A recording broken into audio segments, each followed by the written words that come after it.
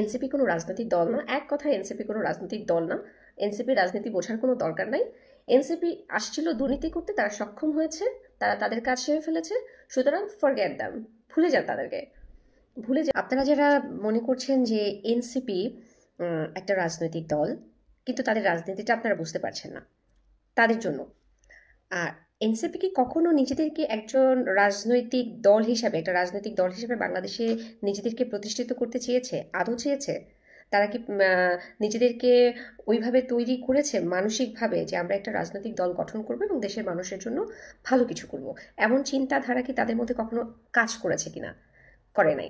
তারা প্রথম থেকেই হচ্ছে ঝগড়া লাগানোর তালে আছে। যেমন হচ্ছে সেনাবাহিনীকে নিয়ে প্রথমে কথা বলা, তারপরে হচ্ছে তার বাড়ি উড়ায় দাও, তার বাড়ি ভেঙে দাও, এই করো সেই করো, বিভিন্ন জায়গায় মব সৃষ্টি করা।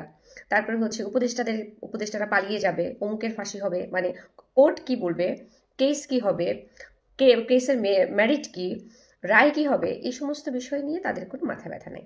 তারা হচ্ছে তাকে বদল করতে হবে, তাকে নিয়োগ দিতে হবে, ওখানে মফ তৈরি করতে হবে, এবং কার কার কাছ থেকে কী কীভাবে কী কী উপায়ে স্মার্টলি, যেহেতু তারা হচ্ছে ইয়াং জেনারেশন, তারা খুবই স্মার্টলি কীভাবে কার কার কাছ থেকে চাঁদা নেওয়া যাবে সেই জায়গাতে ফোকাস ছিল।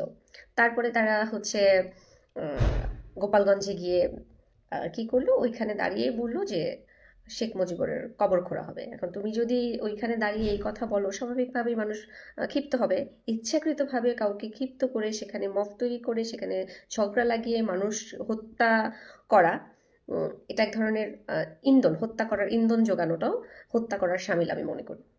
তো কোনো পলিটিক্যাল পার্টি, নতুন কোনো পলিটিক্যাল পার্টি যদি নিজেদেরকে প্রতিষ্ঠিত করতে চায়, তারা তো নিশ্চয়ই কাজ করবে না। তারা কিভাবে তাদের দলটাকে গঠন করবে, তাদের মোটিভটা কি হবে, তাদের অ্যাম্বিশনস কি হবে, তাদের গোলটা কি হবে, সেটা ঠিক করবে এবং জনগণের যেই কাজগুলো করলে জনগণ উপকৃত হবে সেগুলি করবে। কিন্তু তারা তা না করে সরকারে কে থাকবে কে থাকবে না সেটা তারা নির্ধারণ করছে, কাউকে জিজ্ঞেস করছে না, জনগণের কাছে জানতে চাইছে না যে আপনারা কি চান কিনা। আমরা একটা ডিসিশন দিলাম, এই ডিসিশনটা আপনাদের কাছে থ্রু করলাম, এখন জনগণ আপনারা বলেন যে আমাদের এই ডিসিশনের সাথে আপনারা একমত কিনা। জনগণের কোনো রায় তারা নিবে না, তাদের মতামতের কোনো প্রয়োজন নেই, তারা নিজেরাই একটা মতামত তৈরি করবে এবং সেটা ইমপ্লিমেন্ট করার জন্য যা যা করণীয় সমস্ত কিছু করে মানুষের উপরে চাপিয়ে দিবে।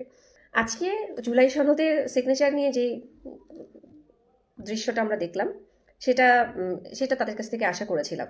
এটাই তারা করবে, কারণ তারা নিজেদেরকে রাজনীতিবিদ বা রাজনৈতিক কর্মী বা রাষ্ট্র সংস্করণ বা রাষ্ট্র নিয়ে চিন্তা করা এগুলিতে তারা নাই।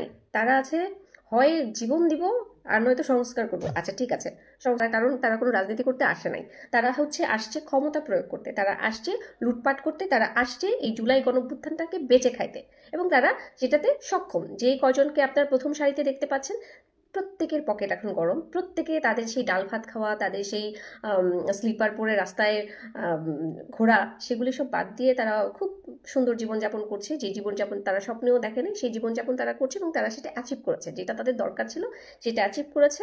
হ্যাঁ, এখান থেকে ডিপ্রাইভ যারা হয়েছে, যারা আর কি দেশকে সত্যিকার অর্থে ভালোবাসে, তাদেরকে তারা ব্যবহার করেছে, ব্যবহার করে তাদের যা কামানোর তারা সেটা কামিয়ে ফেলেছে।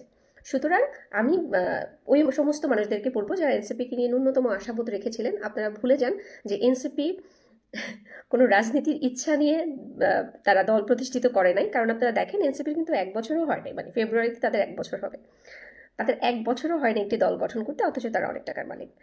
যারা হচ্ছে মেসে থাকতো, যাদের থাকার জায়গা ছিল না ঢাকাতে, সবাই বেশিরভাগই হচ্ছে গ্রাম থেকে আসছে।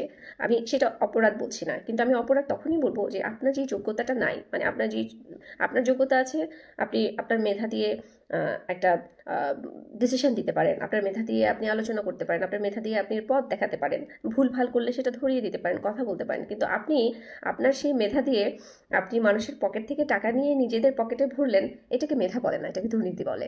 এটা হচ্ছে প্রবলেম। এটাই হচ্ছে বোঝার মানে মানে ব্যাপার আছে যে আসলে কোনটা মেধা আর কোনটা দুর্নীতি। সো এনসিপি কোনো রাজনৈতিক দল না। এক কথায় এনসিপি কোনো রাজনৈতিক দল না। এনসিপি রাজনীতি বোঝার কোনো দরকার নাই। এনসিপি আসছিল দুর্নীতি করতে, তারা সক্ষম হয়েছে, তারা তাদের কাজ সেরে ফেলেছে। সুতরাং ফরগেট দ্যাম, ভুলে যান তাদেরকে, ভুলে যে মধ্যে যারা এখনো আছেন সবাই, আমি প্রথমেই বলেছি সবাই খারাপ না। এনসিপির মধ্যে আমি তাদেরকে আহ্বান জানাবো, এনসিপির মধ্যে যারা এখনো আছেন, দেশকে ভালোবাসেন, দেশের জন্যই এনসিপিতে যোগ দিয়েছিলেন, যে হ্যাঁ আমরা তো দুটা দলকে দেখেছি, বিএনপিকেও দেখেছি, তিনটা দলকে, জামাতকেও দেখেছি, আর হচ্ছে আওয়ামী লীগকেও দেখেছি, এরা কেউই কিছু করতে পারে নাই।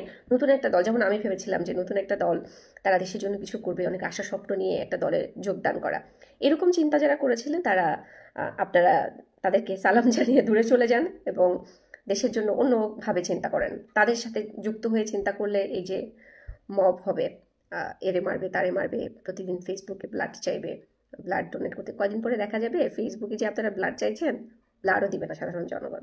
তখন গণঅভ্যুত্থানে 24-এ মানুষ পকেটে টাকা, একজন ভদ্রলোক মনে আছে পকেটে বান্ডিল নিয়ে বের হয়েছে যে এই টাকা আমি কেন রাখছি, এই দেশের জন্য, আমি সব বিলিয়ে দিব। আর এখন দেখেন আপনাদের ডাকে একটা মশাও আসে না। আপনাদের ক্রেডিবিলিটি আপনাদের দুর্নীতির কারণে হারিয়ে গেছে।